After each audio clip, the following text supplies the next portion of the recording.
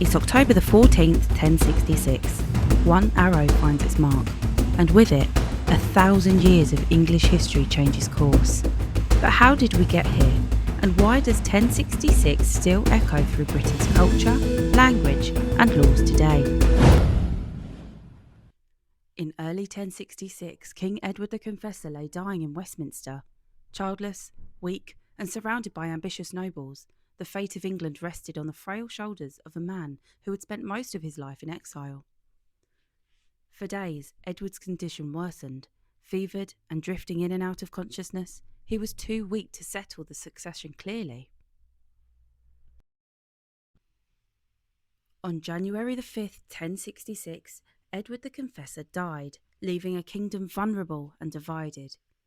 Within a day, Harald Godwinson was crowned king, but far from uniting England, his swift coronation sparked outrage beyond its shores.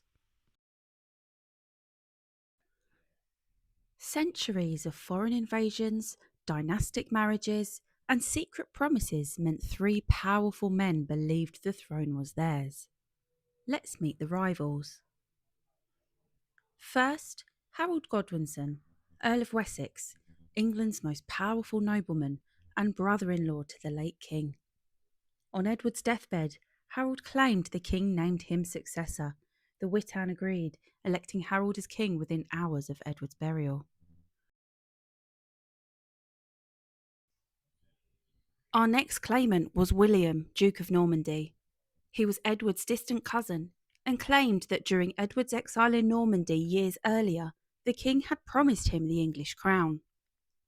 William also argued that Harold himself had sworn to support his claim during a visit to Normandy, a promise allegedly made on sacred relics.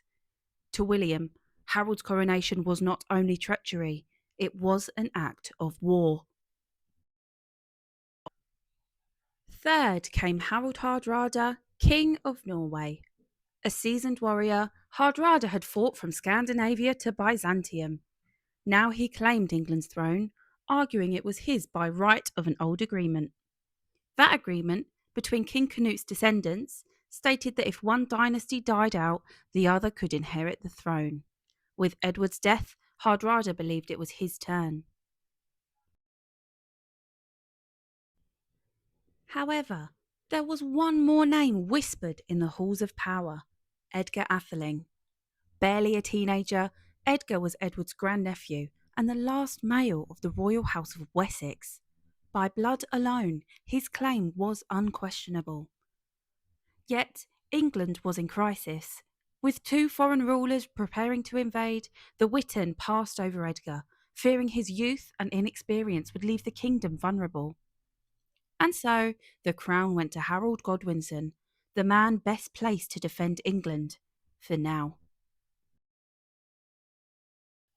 3 claimants, 1 crown, and only one would prevail.